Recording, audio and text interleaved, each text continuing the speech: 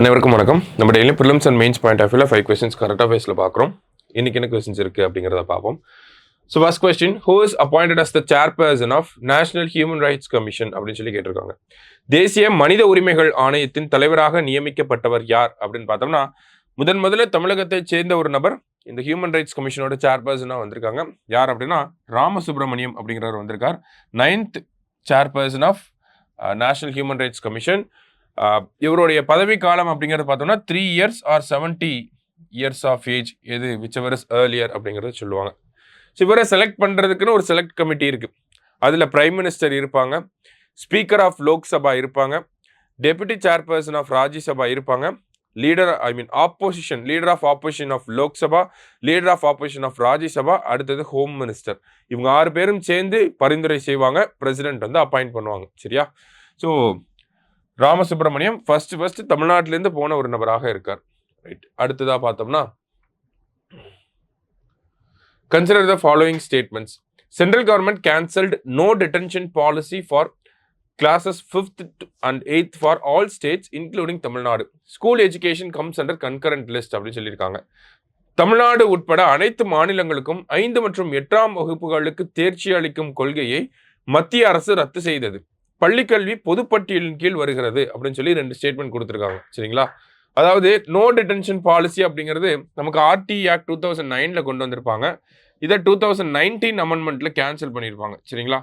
So அதுக்கான rules அப்படிங்கிறத வெளியிட்டிருக்காங்க. அந்த வகையில் பார்க்குறப்ப ஃபர்ஸ்ட் ஸ்டேட்மெண்ட்ல நமக்கு என்ன சொல்லியிருக்காங்க, no detention policy for 5th and 8th அப்படிங்கிறத கேன்சல் பண்ணியிருக்காங்க. அது கரெக்டு தான். ஆனால் எல்லா ஸ்டேட்ஸ் இன்க்ளூடிங் தமிழ்நாடுக்கும் அவங்க கேன்சல் பண்ணியிருக்காங்களா அப்படின்னு கேட்டால் கிடையாது. மத்திய அரசாங்கத்தினுடைய பள்ளிகளில் மட்டும்தான் இந்த 5th-க்கும் 8th-க்கும் கட்டாய பாஸ் அப்படிங்கிறத இப்போ கேன்சல் பண்ணியிருக்காங்க.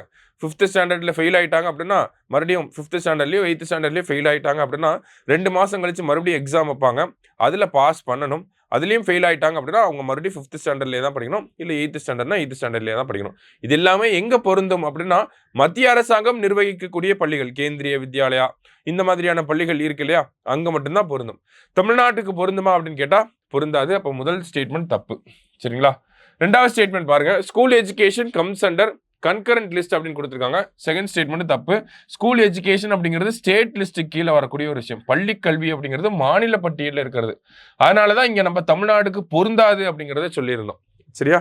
ஸோ 2மே இன்கரெக்டான ஸ்டேட்மெண்ட், போத் இன்கரெக்ட் அப்படிங்கிறது தான் கரெக்ட் ஆன்சர். சரியா? அடுத்தது, chaser and target are payloads of which mission அப்படின்னு கேட்டிருக்காங்க. சேசர் அண்ட் டார்கெட் இந்த திட்டத்தின் பேலோடுகள் அப்படின்னு கேட்டிருக்காங்க. ஸ்பேடெக்ஸ் திட்டத்தினுடைய பேலோட்ஸ் தான், அதாவது விண்கலன்கள் கூட சொல்றாங்க. சரியா? ஸ்பேடெக்ஸ் அப்படிங்கிறது ஸ்பேஸ் டாக்கிங் எக்ஸ்பெரிமெண்ட். ஓகேவா? ஸோ பூமியிலிருந்து PSLV C-60 மூலயமா இதை லான்ச் பண்ண போறாங்க. லான்ச் பண்ணி 700 கிலோமீட்டர் ஹைட்ல வந்து சேசர் அண்ட் டார்கெட்டை தனித்தனியாக வந்து நிலைநிறுத்திடுவாங்க. நிலைநிறுத்தினதுக்கு அப்புறமா இது 2ம் டாக் பண்ணணும். எப்படி ட்ரெயின் வந்து கப்புள் ஆகுதோ அதே மாதிரி 2 ஸ்பேஸ்ல 2 விஷயம் டாக் சேர்றத டாக்கிங் அப்படின்னு சொல்லுவாங்க. ஸோ அந்த டாக்கிங் எக்ஸ்பெரிமெண்ட் அப்படிங்கிறது நடக்க போகுது. ஓகேங்களா? ஸோ ஸ்பேடெக்ஸ் அப்படிங்கிறதா கரெக்டு. அதில் சேசர் அண்ட் டார்கெட் அப்படிங்கிறது இருக்க போகுது. சரியா? அடுத்தது, Manger square is located in which city. Manger சதுக்கம் எந்த நகரத்தில் அமைந்துள்ளது அப்படின்னு பார்த்தோன்னா, பெத்லஹேம் அப்படின்னு சொல்லுவாங்க, பாலஸ்தீனில் இருக்கு. ஓகேங்களா? ஸோ இயேசு பிறந்த இடம் அப்படின்ற மாதிரிலாம் சொல்லுவாங்க. இங்கே கிறிஸ்துமஸ் கொண்டாட்டங்கள் இந்த வருஷம் வந்து பாலஸ்தீனில் போர் நடக்கிறனால அந்த அளவுக்கு சிறப்பாக இருக்காது அப்படிங்கிறத சொல்லியிருக்காங்க. ஓகேவா? லாஸ்ட்டாக பார்த்தோம்னா, good governance day is observed on அப்படின்னு கேட்டிருக்காங்க. நல்லாட்சி தினம் என்று அனுசரிக்கப்படுகிறது அப்படின்னா December 25 அடல் பிகாரி வாஜ்பாயோடைய பிறந்தநாள். அதான் நம்ம குட் கவர்னன்ஸ் டேவை செலிப்ரேட் பண்ணுறோம். இன்னைக்கு 5 கொஸ்டின்ஸ் பார்த்துருக்கோம். தேங்க்யூ.